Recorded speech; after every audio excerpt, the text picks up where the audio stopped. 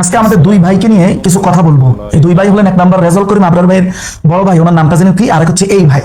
আচ্ছা, রেজাউল করিম আবরার ভাইয়ের বড় ভাই উনি একটা পোস্ট করেছেন, যেটা আমার কাছে অনেকে পাঠাইছে। তো সেখানে উনি অনুরোধ করতেছেন বাংলাদেশ জামায়াতের কাছে যে আপনাদের অনেক ক্ষতি হবে, আপনারা এই তরুণকে আপনারা সংযত করেন। মাশাআল্লাহ, ভালো। আপনি বুঝতে পারতেছেন আমাদের ভাইদের এটা অক্ষমতা বহিঃপ্রকাশ।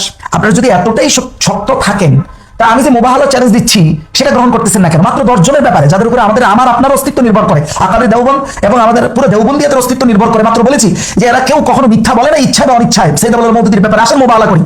তার মানে আপনি নিজেও জানেন যেটি সকল কিছু পরিকল্পিত, এটা আপনিও জানেন, কিন্তু আপনি সিন্ডিকেটের অংশ, এই জন্য আপনি এটা মানবেন না। এরপরে আপনারা বারবার যে কথাটা বলেছেন, আমি শাইখুল হিন্দের ব্যাপারে মিথ্যাচার করেছি, সামান্য এরা কারো ব্যাপারে প্রোপাগান্ডা করতে গেলে কোনো উসুলের ধার ধারে না।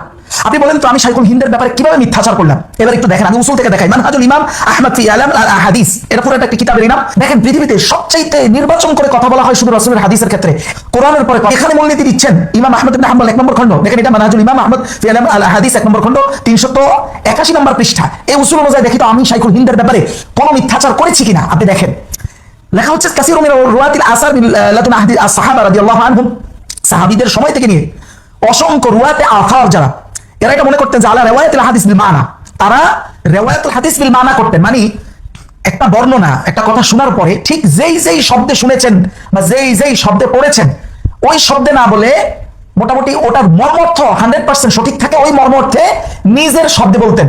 আচ্ছা, এবার আসেন, ওয়ালাম ইয়ারাউ দারুরাতুল ইলতিজাম বিল আলফাজ আল মাসমুআ ফি রিওয়ায়াত, ওনারা যে শব্দে শুনেছেন কথাটা, ঠিক ওই শব্দে বলাটাকে জরুরি মনে করতেন না, যদি এটার মানা ইযা কানা আল মানা আল মুআদ্দি সাহিহান, যদি যেখানে ইমাম আহমদ ইবনে হাম্বল বলতেছেন লা বাসা মা লাম ইউইল আল মানা, যদি মূল অর্থকে হায়েল না করে, মূল অর্থ যেটা কথা, এটাকে যদি পর্দা ফেলে না দেয়, এটাকে যদি গোপন করে না দেয়, আড়াল করে না দেয়, তাহলে ভিন্ন শব্দে বললেও এটা মিথ্যাচার অথবা কোনো অশুদ্ধ হয় না। এবার আসেন তো, আমি বারবার বলতেছি শাইখুল হিন্দ স্পষ্ট সূরা ফাতিহার 2 নম্বর আয়াতে, কারণ সূরা নসরের 4 নম্বর আয়াত বলে যে তাফসিরে ওসমানী এটা ব্যাখ্যা করেছেন, এই গুনাহ দ্বারা হলো উম্মতের গুনাহ। তাহলে এবার আসেন তাফসিরে এই একই আপনার শাইখুল হিন্দের তরজুমার মধ্যে সূরা ফাতিহার 2 নম্বর আয়াতে লিয়াগফিরা লাকাল্লাহু মা তাকাদ্দামা মিন যামবিকা ওয়া মা তাআখার, এখানে শাইখুল হিন্দ স্পষ্ট রাসূলকে সম্বোধন করেই তরজমা করেছেন যে তেরি গুনাহ, হে নবী আপনার গুনাহ।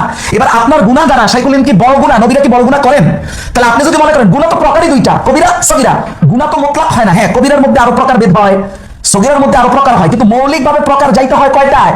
দুইটায়, হয় কবিরা না হয় সগীরা। আর এই সগীরাকে তো উর্দুতে বলে ছোটে।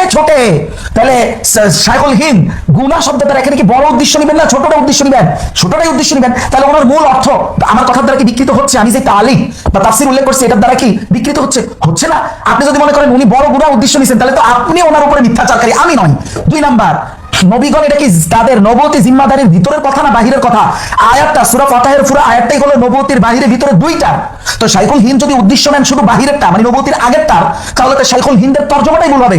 তা আপনি তো শাইখুল হিন্দের তরজমাটাকেও গলত প্রমাণ করতেছেন, সেই হিসেবে তো আপনি মিথ্যাচারকারী হবেন, আমি নই। আমি রিওয়ায়াত বিল মানা, এই উসুলের দিক থেকে শাইখুল হিন্দের যে মূল বক্তব্য আর আমার যে বক্তব্য, এটা এক চুল পরিমাণ এদিক সেদিক নাড়ানো সম্ভব নয়। এটা মিথ্যাচার নয়, এটা হলো প্রোপাগান্ডা আপনাদের উসুলের বাহিরে গিয়া, যেটা সাইয়েদ আবুল মওদুদির ব্যাপারে এই গত 80 বছর করা হয়। উনি বলেন এত কনফিডেন্স, মিয়া কনফিডেন্সে দেখছেন কি? যদি প্রয়োজনে আমাদের শহীদ হয়ে হলেও এই মিথ্যাচারের শিকড় উপরে ফেলতে হয়, সরাসরি কথা আমরা তাই করবো। আপনি কনফিডেন্সে দেখছেন কি? আমার এক ভাই দেখেন, দিদি ভাই, উনি আবারও বারবার উনি একই লেজে গোবরে পেঁচাইতে থাকেন। ওনার বিষয়টা একটু দেখেন, কি অবস্থা, আমাদেরকে কি পরিমাণ অন্ধ বানাইছে। আপনি একটু দেখেন, উনি এখন এই ভাইয়ের নতুন দাবি হলো মাওলানা মওদুদি রাহিমাহুল্লাহ যে মাসিয়াত শব্দটা ব্যবহার করেছেন যে হযরত আদমের ব্যাপারে, এই মাসিয়াত শব্দ দ্বারা নাকি মানবীয় ত্রুটি ওনার উদ্দেশ্য না। কেন? সে ব্যাখ্যা করতেছে যে মাওলানা মওদুদি যে পরেই ব্যাখ্যা করেছেন ভুল এবং ফুকদানুল আজম, এই ফুকদানুল আজমের অর্থ সে অন্যদিকে নিয়ে যায়, এটার অর্থ বলে না, পদস্খলন না। আচ্ছা, সে এটাও জানে না যে মাসিয়াত শব্দটা তো স্বয়ং আল্লাহ নিজেই ব্যবহার করলেন। এরপরে মাসিয়াত শব্দের ব্যাখ্যায় মাওলানা মওদুদি শব্দ বললেন কয়টা? 2টা, ভুল আর একটা হলো ফুকদানুল আজম। এবার ব্যাখ্যায় আসতেছি, ভুল এটা তো এভেলেবল উলামায়ে দেওবন্দ ব্যবহার করছে নবীদের শানে, গুনাহ শব্দ ব্যবহার করছে, এর সামনে আসতেছি, কোথায় শব্দ, এটাও আসতেছি। তো এবার আসেন ফুকদান আজম, এটার অর্থ কি? এটার অর্থ তো আমার বলার দরকার নাই, তার তো এতটুকু জ্ঞান বা ওনার সেন্সে নাই যে এই একই শব্দ হযরত আদমের ক্ষেত্রে যেটা মাওলানা মওদুদি ব্যাখ্যায় বলেছেন, কোরআনের এক আয়াতের ব্যাখ্যা আরেক আয়াত না।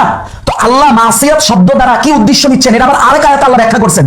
সেটা কোন আয়াত? সূরা তাহা, আপনি দেখেন 115 নম্বর আয়াত আল্লাহ বলেন ওয়ালাকাদ আহিদনা ইলা আদমা, আমি আদমের থেকে প্রতিশ্রুতি নিছি মিন ক্বাবলু, এর পূর্বে, ফানাসিয়া, তিনি ভুলে গেছেন, ওয়ালাম নাজিদ লাহু আজমা, আমি ওনাকে দৃঢ় সংকল্প পাই নাই। আল্লাহ নিজেই সেই মাসিয়াত শব্দের ব্যাখ্যা সূরা তাহা এইভাবে আনছেন যে ওয়ালাম নাজিদ লাহু আজমা, এটা হচ্ছে দৃঢ় সংকল্প। এই দৃঢ় সংকল্প থেকে সরে যাওয়াই তো পদস্খলন। বলেন আপনি পদস্খলন যদি কঠিন শব্দ হয়, আরো দৃঢ় সংকল্প থেকে সরে যাওয়া। মওদুদী সাহেবের শব্দটা ফকদানুল আজম। ফকদানুল আজম, আজমন মানে দৃঢ় সংকল্প, ফকদান মানে হারা যাওয়া, গায়েব হয়ে যাওয়া। তো কি অর্থ? আমরা এইটুকু দিয়ে জানেন না, বলা হয় ফাকাদাল আল আকল। ফাকাদাল আকল মানে কি? জ্ঞান শূন্য হয়ে গেছে। আজম মানে দৃঢ় সংকল্প শূন্য হয়ে যাওয়া। এখন এটা আপনি তর্জমা বাংলায় যেটা মন সেটা করেন, কিন্তু এটা তো মাওলানা মওদুদী সাহেবের কিছু আসে যায় না। তার এতটুকু জানা নাই আমার ভাইয়ের যে এইটা এই আজ ফকদানুল আজম, এই শব্দটা আল্লাহ নিজেই বলতেছেন কোরআনে যে ওয়ালাম নাজিদ লাহু আজমা, মানে আমি তাকে আজমান পাই নাই। এই না পাওয়াটাকে এক শব্দ হলো ফকদানুল আজম, মানে আজ না থাকা। ওনার দাবি হলো মাওলানা মওদুদী সাহেব তার তাফসিরে হযরত ইউনুস আলাইহিস সালামের ক্ষেত্রে বলে দুইটা মারাত্মক শব্দ ব্যবহার করেছেন। চমৎকার মারাত্মক ভাই, দেখেন কেমন শব্দ। দুইটা মারাত্মক শব্দের একটা হলো বেসবর মানে অধৈর্য, আরেকটা হলো কোতাহি। ওরে সুবহানাল্লাহ, কিছুদিন আগে রাজন রফিকি এক ব্যাটারে ফোন দিয়া কি রকম তেনা পেঁচাইছে, কোতাহি। কেন ভাই পড়েন না কেন বলেন তো ভাই, একটু বুকে হাত দিয়ে বলেন পড়েন না কেন, কি সমস্যা? দেখেন এই কোতাহি শব্দটা, এবার দেখবো এই কোতাহি শব্দটার চাইতে এটা বড় শব্দ নাকি বড় গুনাহ, এই শব্দটা বেশি শক্ত মনে হয় আপনার কাছে। অথচ হোসেন আহমদ মাদানী রাহমাতুল্লাহ আলাইহি, যেটা তার মাকতুবাতু শাইখুল ইসলাম জিলদ আউয়াল প্রথম খণ্ড 266 নং পৃষ্ঠায় হযরত মুসার ক্ষেত্রে বসে কোই শুবা নিয়ে এই কিস কদর বড় গুনাহ হয়, যে কোনো সন্দেহ নাই যেটা কত বড় গুনাহ। এই বড় গুনাহ এই শব্দটার ওয়েট বেশি না কোতাহি শব্দের ওয়েট বেশি? সে বলবে যে মাথা তো বাপ দাদাদের টিকি বাঁধা তো, মানে অন্ধত্বের মধ্যে সে আমি বলবো যে কোতাহি শব্দটা বড় শব্দ। আচ্ছা ঠিক আছে মেনে নিলাম, কোতাহি শব্দটা বড় শব্দ, এটা মাইনে নিলাম আমি। আর এটা লোগাতে বিতর্কে যাচ্ছি না, লোগাতে গেলে তাকে 100% আপনি ফেল করবেন। আচ্ছা তাও বিতর্ক করলাম না। এবার দেখি আমার বাপ দাদারা এটা ব্যবহার করছে কিনা। ওলামাই দেওয়ান আসেন, ঘুরে জায়গায় আপনি এটা পাবেন। আবার তো মন চায় না যে বলে দিতে কোন জায়গায় আছে, তার তো একটু খুঁজে বের করা উচিত। তাফসিরুল আল হিদায়াতুল কোরআন, তাফসির হিদায়াতুল কোরআন আপনি খুঁজেন, আর অসংখ্য জায়গায়। আমি এক জায়গা থেকে বলে দিতেছি, আপনি খুঁজে বের করেন যে কোন জায়গাতে বলতেছি। স্পষ্ট দেখেন, এটা ছাপার মধ্যে আছে, দারুল উলুম দেওবন্দের ডাইরেক্ট সিল দেওয়া আছে। এখানে দেখেন কি বলতেছে, যে গুনাহের 4টা স্তর স্পষ্ট দেখেন। একটা হলো মাসিয়া, আরেকটা হলো সাইয়্যা, আরেকটা হলো খতিয়া, 4 নাম্বারটা হলো জামবুন। এই জামবুনের ব্যাখ্যা স্পষ্ট ওলামায়ে দেওবন্দ দেখতেছে কোতাহি। জামবুন মানে কি? কোতাহি। আপনি দেখতে পারেন আমাদেরকে কি পরিমাণ মূর্খ বানানো হয়েছে যুগের পর যুগ। তাহলে মাওলানা মওদুদী এই শব্দের এক্সাক্ট অর্থ জেনেই ব্যবহার করেছেন। কোতাহি হলো একবার সর্বনিম্ন যেই স্তর ভুলের। আর নবীরা কি বড় স্তরের ভুল করেন? সমস্ত আহলে সুন্নাহর ঐক্যমত এটাই যে অনিচ্ছাকৃত সগীরা, আর সেটাকেই বলা হয় কোরআনে বলছে রাম, আর যেটার অর্থ ওলামায়ে দেওবন্দ বলছে কোতাহি। এই কোতাহি তারা তাদের নিজেদের কোতাহি তারা কখনোই জানে না, শুধু জানছে মাওলানা মওদুদী সাহেবেরটা। এবার দেখি তো বেসবর মানে অধৈর্য, এই কথাটা ঘুরে ফিরে কি আমাদের বাপদাদারা বলে নাই? দেখেন এই শব্দটা দেখেন তাফসিরে মাআরিফুল কোরআন, এখানে ইজ আবাকা ইলাল ফুলকিল মাশহুন, টপকে ও ভাগে মানে হযরত ইউনূস আলাইহিস সালাম পলায়ন করেছেন। এই যে পালায়ন শব্দটা একই শব্দ তাফসিরে বাগাউইতে স্পষ্ট বলা হয়েছে আই হারাবা মানে পালায়ন করা। পরে বলতেছে হযরত ইউনূসের ক্ষেত্রে এই শব্দ ব্যবহার করার মূল কারণ ব্যাখ্যা করতেছে উলামায়ে দেওবন্দ তাফসিরে মাআরিফুল কোরআন, যে ফরমায়া ও আপনি ফরওয়ারদিগার की तरफ से वही के इंतजार काए बिगैर, যে তিনি তার রবের পক্ষ থেকে ওহির অপেক্ষা না করেই উনি ওনার স্থান ছেড়ে দিয়েছেন, যে রওনা হয়ে গায়েতে উনি রওনা হয়ে গিয়েছিলেন। তাইলে এবার দেখেন উনি ওহির অপেক্ষা না করে চলে গেছেন। এই যে কথাটা অপেক্ষা করতে না পারা, এটাকে এক শব্দে বাংলায় কি বলে? ধৈর্য না অধৈর্য? আপনি বলেন ভাই, আপনি মুখে দিয়ে বলেন আপনি অপেক্ষা করতে পারেন নাই, এই যে একটা ইলজাম, এটার অর্থ বাংলায় এক শব্দে কি? ধৈর্য না অধৈর্য? এখন আপনি এইভাবে ঘুরে বললে কোনো সমস্যা নাই, এক শব্দে এক পরিভাষায় বললে আপনার সমস্যা। আসেন তাফসিরে উসমানী এই একই আয়াতের তাফসিরে, অর্থাৎ সূরা সফফাতের 142 নম্বর আয়াতের ইলজাম, একবারে ইলজাম শব্দ বলছে, যে বলতেছে ইলজাম ইহি থা, যে অভিযোগ শব্দ বলতেছে যে এটা ছিল যে খতায়ে ইজতিহাদি সে হুকমে ইলাহি কা ইন্তজার কায়ে বেগায়ের বস্তি সে নিকাল পড়ে, যে তিনি আল্লাহর হুকুম ব্যতিরেকে আল্লাহর হুকুমের অপেক্ষা না করে উনি ওনার এলাকা থেকে বের হয়ে গেছেন। তো এই যে বলতেছে অভিযোগ, এটা হলো অভিযোগ। তাহলে এই যে হযরত ইউনূস আল্লাহ তাআলার ওহীর অপেক্ষা করলেন না, এটা ছিল ওনার ইজতিহাদি ভুল।